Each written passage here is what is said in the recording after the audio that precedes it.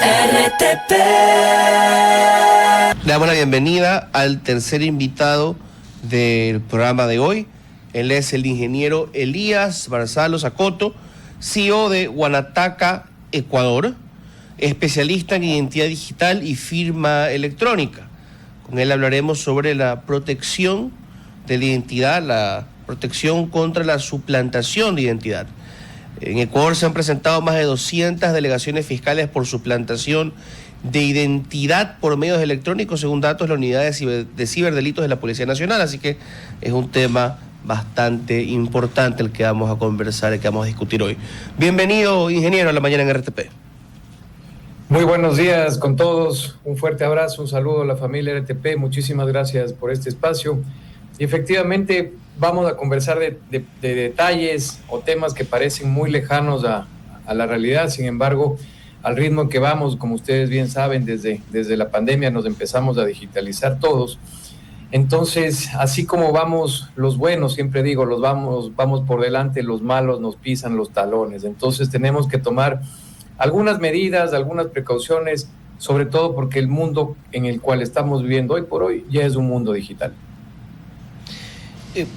Coméntenos generalmente dónde hay una mayor vulnerabilidad de parte de los usuarios de aplicaciones y plataformas digitales. Yo, digamos, sospecho que mucho va por el lado de dónde se guardan las claves, los links que se abren, son, digamos, cosas típicas. Esa vulnerabilidad creo que se expone bastante cuando uno escucha tantos casos de gente que dice: el banco me ha robado la plata, el banco me ha robado la plata. No, a veces alguien se ha metido a tu cuenta del banco y te ha vaciado la cuenta.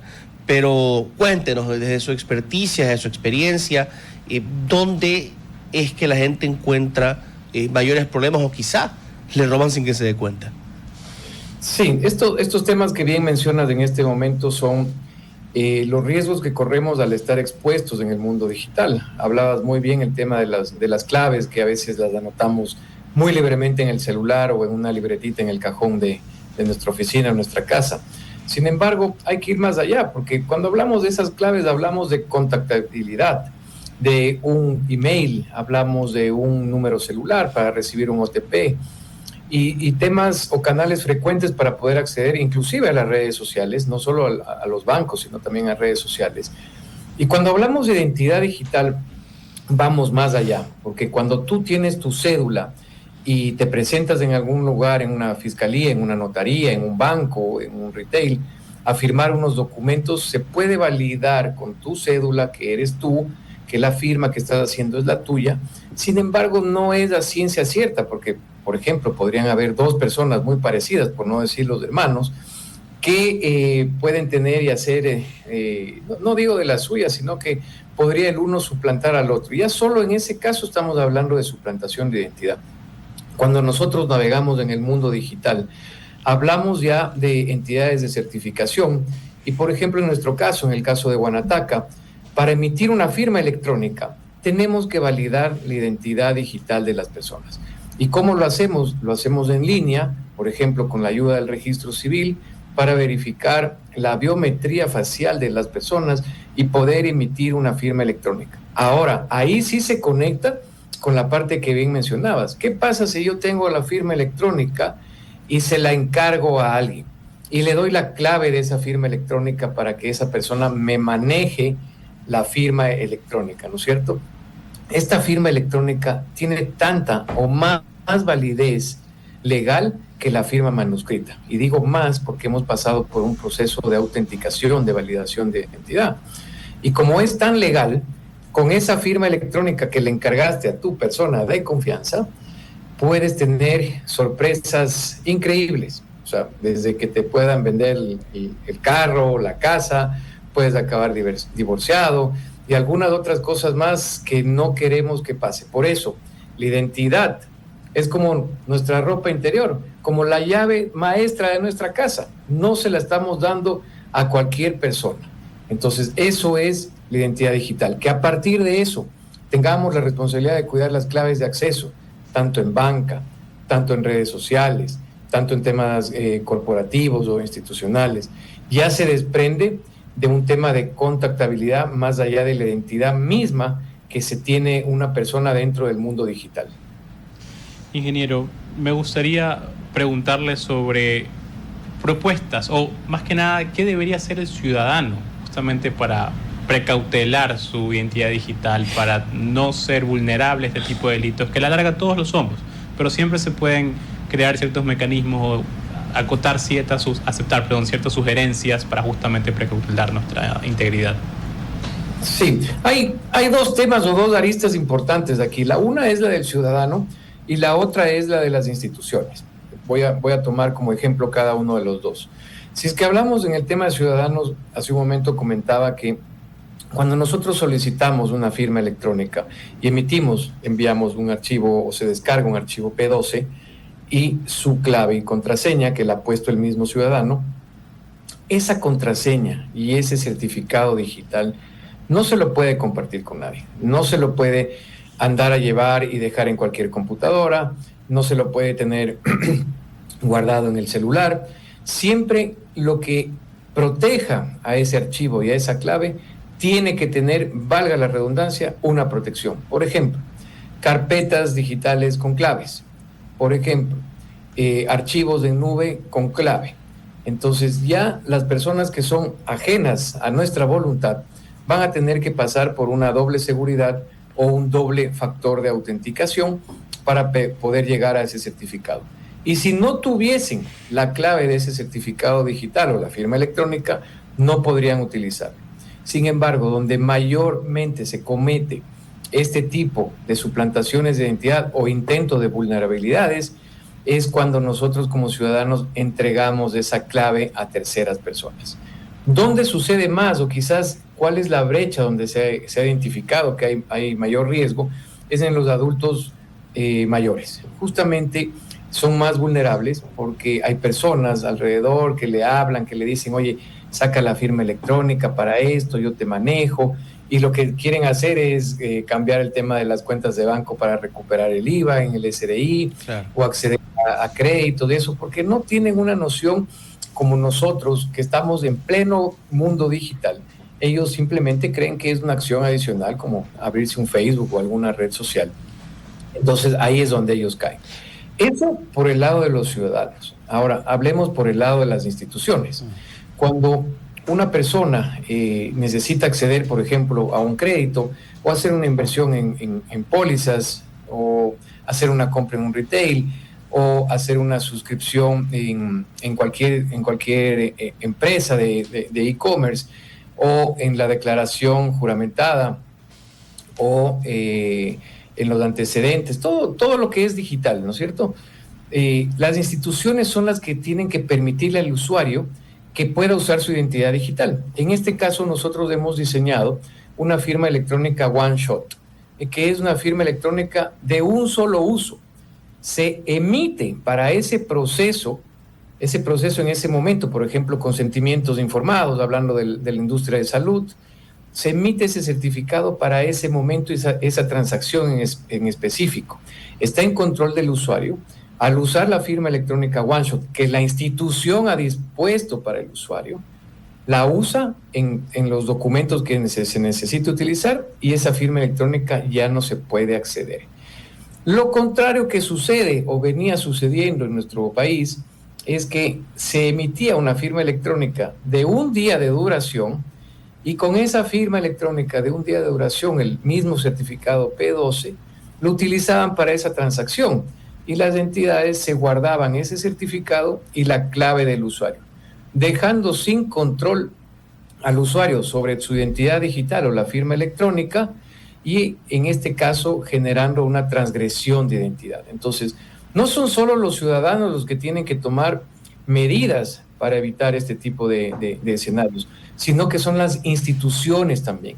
Hablemos de bancos, hablemos de cooperativas, hablemos de fintech, hablemos de retail, hospitales, clínicas y un sinnúmero de industrias, porque finalmente cuando un usuario interviene en un mundo digital e inclusive si es que se acerca a un punto de servicio, puede hacerlo a través de un kiosco inteligente o pantallas inteligentes, optimiza y se vuelve más eficiente tanto para el usuario como para la institución, porque el gran propósito no solo es prevalecer en la identidad digital, sino también eliminar el uso de papel y todos esos tiempos desperdiciados que ocupan hoy por hoy los recursos y las personas de las empresas. Ingeniero, esto me provoca bastante curiosidad.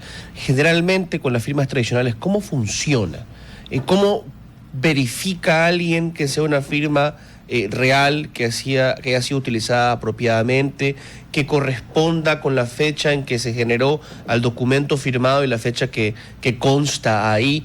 ¿Quién puede hacer uso de herramientas de verificación? Bueno, la pregunta es excelente, porque nosotros estamos acostumbrados, y me darás la razón, te voy a hacer una pregunta ahorita y luego continúo con la respuesta.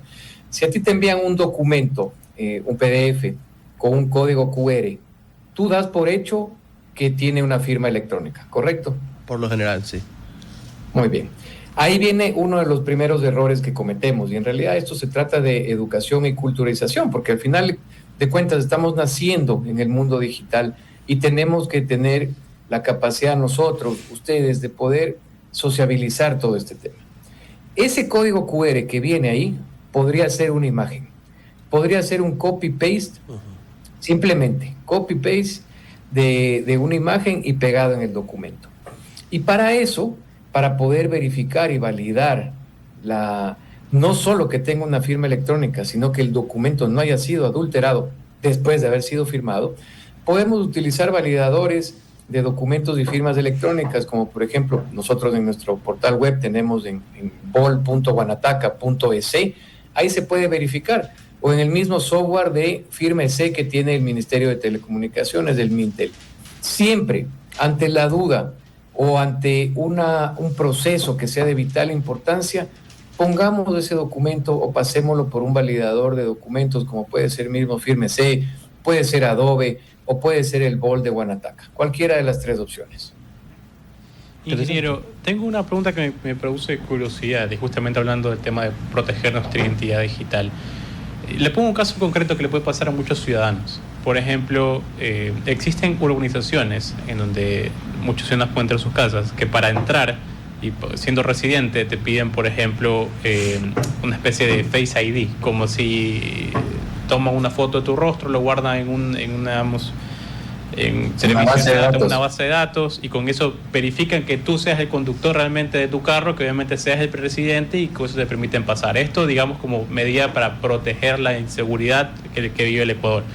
Sin embargo, y esto lo he escuchado mucho en redes sobre todo, hay cierta preocupación, porque a la larga tú estás entregando, digamos, tus datos digitales. En este caso estamos hablando de tu rostro, que puede servir para bloquear tu celular, para bloquear cuentas bancarias y demás. Se los estás dando, digamos, a la base de datos de la organización en donde vives, que muchas veces dicen que tener, digamos, un servidor privado y físico para que guarde todos esos datos. Sin embargo, de alguna u otra forma, aunque intentan precautelar tu seguridad, vigilando quién entra y quién sale, al mismo tiempo a mí me da la sensación que también se vulnera esa protección de datos, y sobre todo que se te exige muchas veces, o se le exige al ciudadano que cumpla con eso, caso contrario tiene que entrar por, no sé, la fila de visitantes, y esa fila suele ser muy larga. Entonces casi que no es que te obligan realmente, pero tienes una contraparte de que en la práctica sí es obligatorio. ¿Qué piensa usted sobre ese tipo de situaciones que le pueden pasar al ciudadano, y qué riesgo puede conllevar a la identidad digital de cada uno? Claro que sí, excelente pregunta, y sobre todo es un tema que está en boga hoy por hoy aquí en el Ecuador. Nosotros tenemos que saber que de alguna manera, como se dice a nivel mundial, Estados Unidos innova, China fabrica y Europa regula. Entonces ya Europa comenzó hace algún tiempo atrás, a regular el tema de protección de datos personales. Y justamente la semana anterior tuvimos la oportunidad de conversar con la Superintendencia de Protección de Datos Personales aquí en Ecuador, y veíamos de este tipo, justamente estos ejemplos que ustedes mencionan. ¿Cuál es el tema? Primero, el ciudadano tiene que estar completamente informado, y completamente informado quiere decir no es aceptar términos y condiciones, sino que de manera exclusiva y por separado tiene que aceptar el uso de esta herramienta o de estos canales, por un lado. Por otro lado, Se tiene que saber a ciencia cierta y se tiene que declarar cómo se van a proteger esos datos personales, en dónde, cuáles son las certificaciones que tiene esa empresa para almacenar y guardar la información. Y tercero, ¿qué va a pasar con esa data a futuro? Porque hay dos opciones claramente con ese tipo de datas, más allá de utilizarla para el uso o el beneficio justamente de accesos que mencionabas. El uno es que esa data podría ser vulnerada, y justamente para eso es el tema de las certificaciones. Y número dos es que esa data podría servir para fines comerciales. Entonces, esos son los temas que se tienen que declarar y demostrar específicamente. Por ejemplo, nosotros como somos una entidad de certificación, tenemos que acreditarnos ante un organismo, que en este caso es el Arcotel, y vemos ahí el proceso paso a paso de cómo verificamos la identidad de las personas, para qué la utilizamos, en dónde la utilizamos. Porque inclusive podríamos, por ejemplo, se me ocurre, nosotros ser los encargados de hacer esa verificación o esa validación de identidad de los conjuntos u organizaciones, porque nosotros somos una entidad de certificación. Entonces eso también se podría utilizar así, porque al final de cuentas estamos hablando ya de bases de datos certificadas. ¿Certificadas por quiénes? Por una entidad de certificación. César, la última pregunta. Sí. Siendo 8:27 de la mañana, ¿usted cree que se deba adaptar a algo, como estamos hablando de regulaciones más en el corto plazo en nuestra legislación sobre protección de datos, o quizá debamos primero ver cómo funciona la Superintendencia de Protección de Datos que tenemos, que la hemos visto, digamos, crecer desde su creación? Al principio, comentado por alguna persona que trabaja ahí, esto era el superintendente, el chofer, la secretaria y 2 cristianos, ¿no? Y ahora ya por fin parece que se pone a trabajar. No es culpa de ellos, no es lo que les van asignando. ¿Por dónde cree que va la cosa? Primero deberíamos trabajar con lo que tenemos, o hace falta una mayor actualización mientras va creciendo la superintendencia. Bueno, como les decía, la semana anterior tuve la oportunidad de estar en la superintendencia. Ya no son 3 personas, son bastantes personas ya. Creo que ellos tienen su camino bien trazado. Efectivamente, mientras menos recursos tienes, vas más lento. Ahora que tienen más recursos, los veo muchísimos más dinámicos, y creo que ustedes también han visto esto. De hecho, la semana anterior hubo una convención de superintendentes, por así decirlo, de protección de datos personales de la región, donde siempre es una oportunidad para intercambiar información, data, visión, y sobre todo algunos temas importantísimos como la interoperabilidad. Y no solo hablo del Ecuador hacia afuera, sino dentro del mismo Ecuador. Por ejemplo, conversamos detalles muy importantes, creo que yo, para la sociedad. El tema de la sincronía con la superintendencia de compañías, con la superintendencia de bancos de seguros. Entonces ya están trabajando de manera ecuánime, y creo que lo que se viene para el país es simplemente ajustarnos. Y digo ajustarnos porque nosotros tampoco estamos exentos de cualquier ajuste, siempre velando y precautelando la información y los datos personales de los ciudadanos. Gracias, ingeniero. Una gran mañana para usted. Muchísimas gracias por el tiempo y el espacio. Creo que ha sido un conversatorio bastante dinámico y sobre todo con muchísimo valor agregado. RTP